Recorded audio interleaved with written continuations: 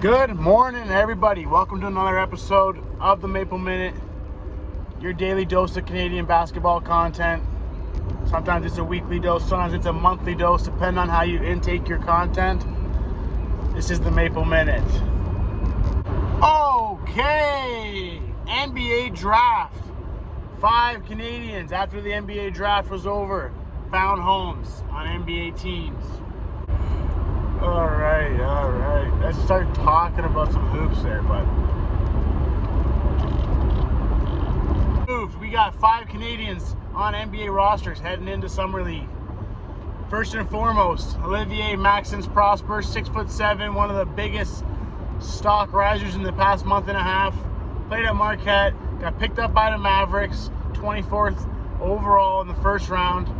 I was listening to No Ceilings NBA podcast the other day, and one of the analysts on there said, if anybody in the 20s has a chance to be an all-star, Omax is that guy. And yeah, that could happen for sure. I could see a pathway for that. The way Omax plays is that he's a prototypical 3-and-D guy. The NBA loves that right now.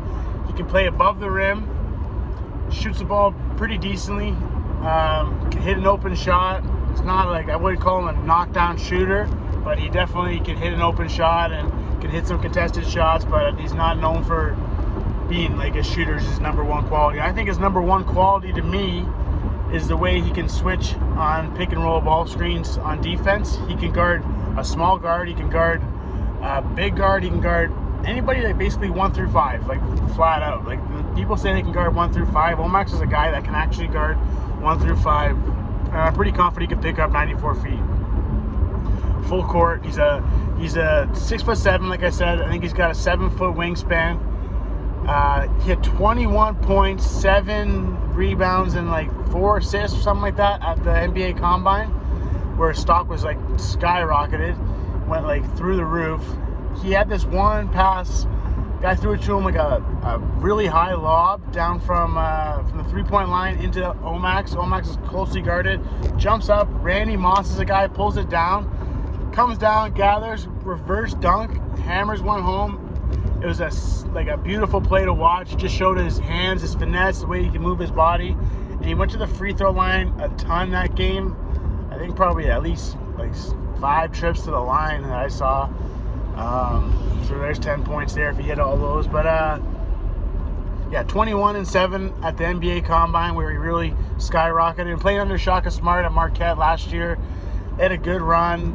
He was a good team. Like Shaka Smart was had a good run for Coach of the Year. So Marquette, Omax being from there, getting to learn under a coach like that is huge for him. He also played at NBA Academy with other NBA players like Benedict Mathurin, also out of Quebec. I heard, he also played on Brookwood Elite, which is Kem Birch, Lou Dort, Ben Mathurin, Omax Prosper, guys like Olivier Faubert could be one of the next guys up. Another guy, Christopher Kumu, like all these, some of the studs from Montreal, one of the top premier programs in Montreal, Brookwood Elite. He's a product of them, so it's good to see a Canadian go in the first round. I thought we definitely would have had 2 in the first round, but nonetheless, congratulations to Omax Prosper. That's awesome. I think he's going to fit in well with the Mavericks. They're one of the worst rebounding. They were the worst rebounding team by about 40 or 50 rebounds, I think. Maybe more. Maybe I'm bluffing that stat, but they're definitely the worst rebounding team in the league last year. So if he can get in there and he's a positionless player. He can definitely find spots. If he can get in there and rebound, 3 rebounds a quarter, he could be a double-double kind of guy. I don't see why not. So, next prospect, my favorite prospect, Leonard Miller to the Timberwolves.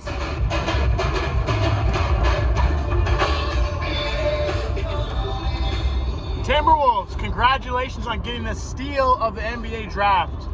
Leonard Miller, top 10 talent. I don't care. People are going to say he's not a top 10 talent, because he is top 10 talent. There's no way that Jet Howard is a better prospect than Leonard Miller. Hats off, Juan Howard, your dad. Congratulations, sir. But, you're not Leonard Miller, man. Leonard Miller handles the ball like he's a guard. He could play the 1. I don't know how many, people out there know this, but Leonard Miller can play the 1. And I know there's a handful of people out there that see this and agree with me.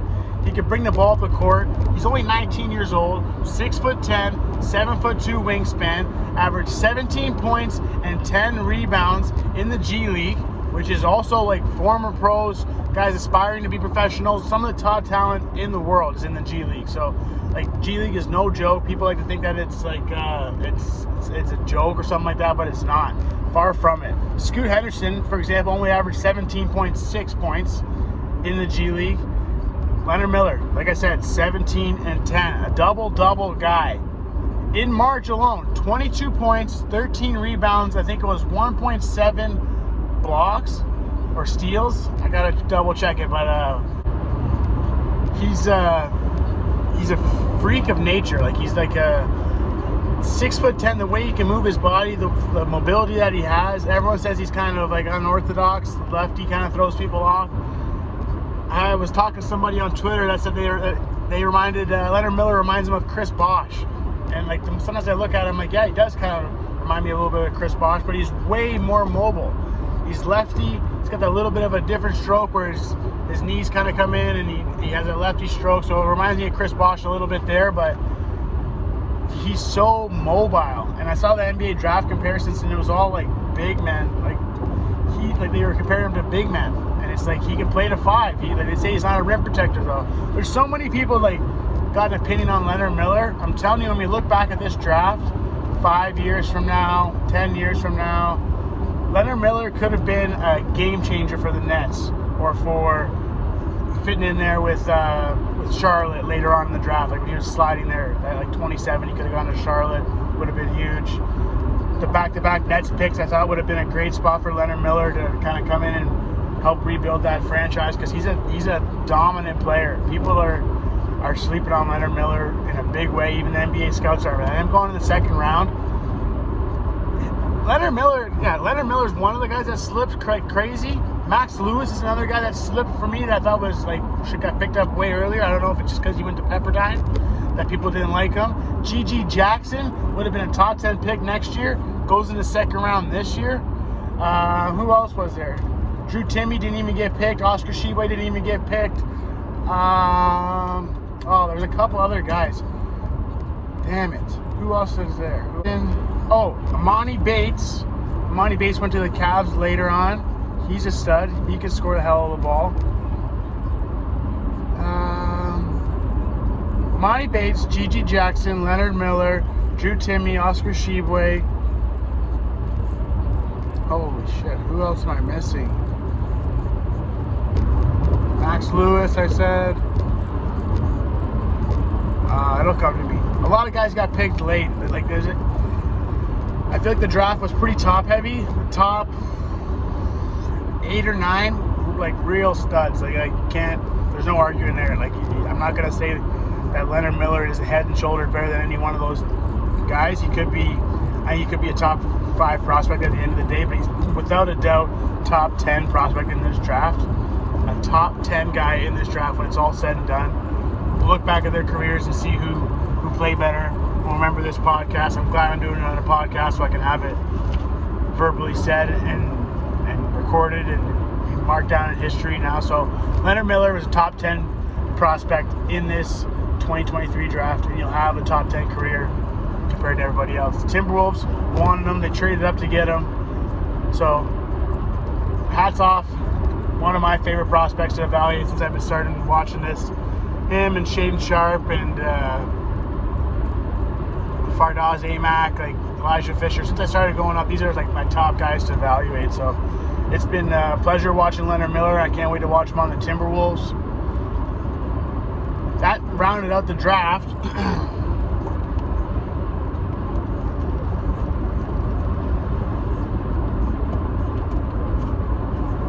Who was the other guy? Monty Bates, G.G. Jackson, Leonard Miller, Max Lewis. Did Isaiah Wong go late? I'll have to fucking pull up the draft. God damn it, I should have pulled it up.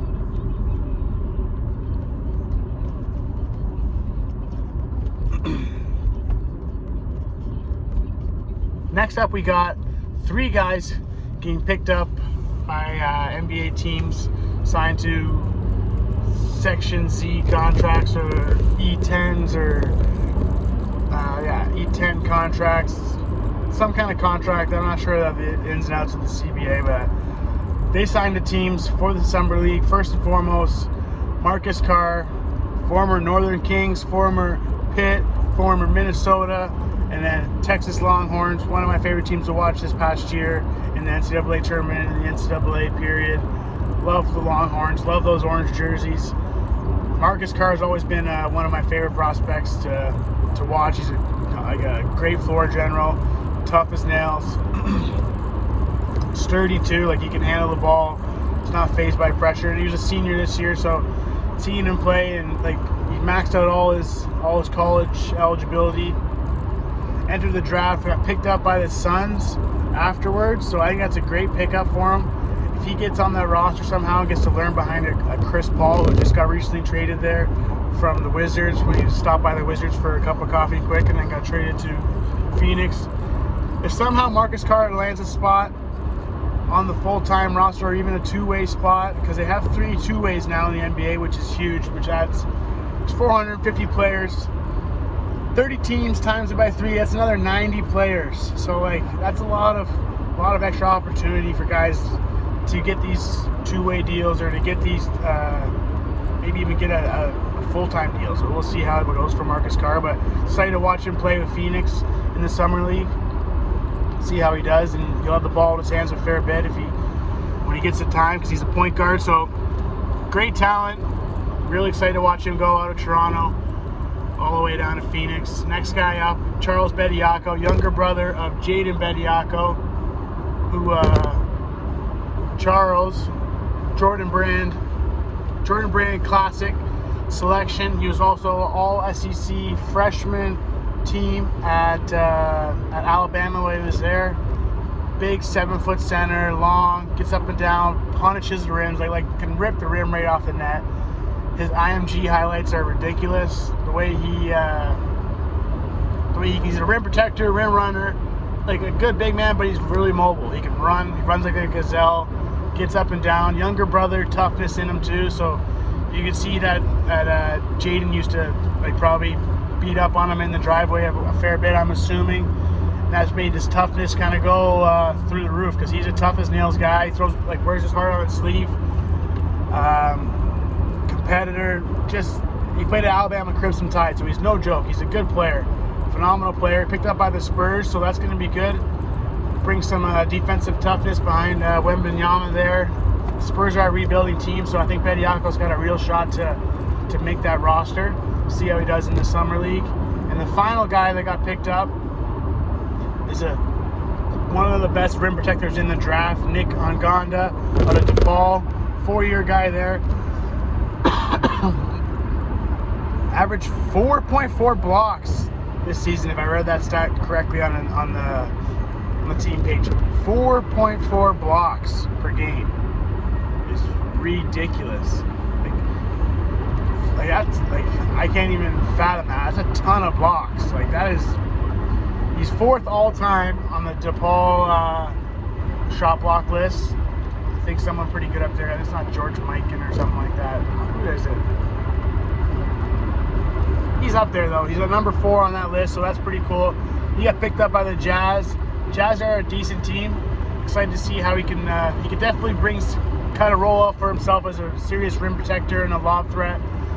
He moves well as well. Like you have to nowadays as a big man. You have to be able to move like a wing, because the game is going faster. You can't be moving at a snail's pace. That's why you see guys like Oscar Tshiebwe and Drew Timme who just might be a step slower than some of these other guys, like a Nick Ongenda, who can get up and down the court, catch lobs, and really protect the rim. So it's good to see 5 Canadians get picked up. U19s, Canada, Team Canada, played against Spain, which wasn't very pretty. I think it was like a 30-point loss there, close to 30 points. And then, which was nice to see yesterday, a nice change of pace, was us beating up on China by a dozen points for most of the game. I think we ended up winning by 9. It was great to see the Canadian boys getting out there. Xavier Lee, who I've seen a ton of times, he looked great out there. He had 17 points, 5 for 9 shooting. real confident, getting to the line, handles the ball really well. Princeton kid, they made a Sweet 16 run in the March Madness this year, so it's good to see him out there. I also like what Boo Boo Benjamin was doing, just making plays. Has a couple transition dunks, like was it getting in passing lanes, diving on the ground. Him and Jayon Pitt out of Dream City Christian. Boo Boo Benjamin's going to Tarleton State, but Jayon Pitt's a younger guy at Dream City Christian. Just recently cut his hair. I barely even noticed him, so I guess it may have been earlier this year he cut his hair, but still, yeah, he stood up to me as one of the tough guys out there for us. Didn't mind mixing it up, grabbing the ball from some of the Team China players, and China guys were like decent-sized guys too. I saw a guy, Junji Wang, out of NBA Academy in Australia. He's 6'9". He's got some meat on his bones too, and he was like, Jayon Pitt was ripping the ball, getting in there, getting in the mix. He picked up a couple fouls, but I think he also got us a couple jump balls. So like to see him. Nwaku is always a treat to watch. Like, you can't say enough about how good Nwaku is. And Elijah Fisher was attacking the rim like a man possessed, like he used to on grassroots. And I'm excited to see him at DePaul next year. Nick Ongenda getting picked up by the Jazz. Elijah Fisher heading over to DePaul, keeping the Canadian presence there, which is nice. But yeah, Elijah Fisher was attacking the rim against Team China. I need to see some more of that. Getting to the line, converting on free throws, playing a little bit of point too, which was good because he can handle the ball. Elijah Fisher's a hell of a player, and I think he's getting kind of swept under the rug. The year at Texas Tech and the COVID and everything kind of set his recruitment back maybe, and the Texas Tech was just kind of a mess last year with Mark Adams and the coach and everything, and a lot of controversy coming out of there. I'm not going to get into that whole thing, but Fardaz and Elijah out of there now, so yeah, it was good to see Team Canada get a win yesterday. We're going to have our work cut out for us against France coming up next. Should be a pretty tough game. France only beat China by, apparently it was like a 4-point game, France over China the whole game, and then France ended up winning. It may be a little bit more than that, but it's, I mentioned on Twitter, it's like Boxing Day comes around at Christmas time, and everyone that I know that I grew up with was watching World Juniors, the IIHF, Team Canada, watching that. I think it's under 21 or under 19, but it's just a big deal. Everyone would sit around and have the day off, like Boxing Day obviously, and be watching that hockey tournament. Canada usually play on that day, and then it'd be again on New Year's Day, and it's just a great tournament to watch. And now I'm starting to realize these FIBA tournaments, the U16s, the U19s, that's kind of my version of the World Juniors. So it's like I get to, yesterday I was sitting on my back porch getting to watch the game. That was a great time, sitting out there watching my kids run around, watching the U19s get a dub, which was great. And then I ended up watching the USA versus Slovenia. Watched a little bit of the Spain game. They got a couple kids on there. Boban Miller is one of my favorite prospects to watch. He's like 6'11", shoot the 3-ball. Just like this new age of basketball player. And they got another guy, I'm not going to try and butcher his name, but he's a lottery pick. His dad, American guy, played pro in Spain. His mom's Spanish born, so he's playing on Spain. Big boy, attacks the rim hard. He's got big afro, not afro, but he's got big long hair. Flow makes him look even faster when he's moving. His hair is fucking going everywhere. So yeah, it's good to watch that tournament. I really like it. I'm gonna get home, try to get home and watch the rest of it today, or on my way home today. But that wraps up the Maple Minute. Thank you for tuning in. Appreciate it. Appreciate your support.